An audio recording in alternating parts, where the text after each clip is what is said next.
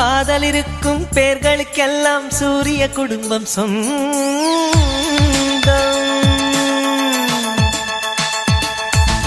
உலகம் திறந்து வைத்த முதல் சாவி காதல்தான்.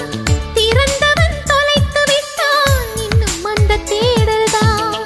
சுடற்கொடி எதற்கு வந்தோம் தொலைத்ததை காணத்தான்.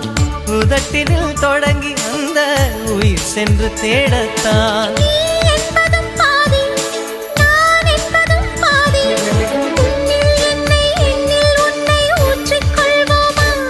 ஒரு பூவெழுதும் கவிதை சிறு தேன் துளியாய் உருளும் நதி நீர் எழுதும் கவிதை.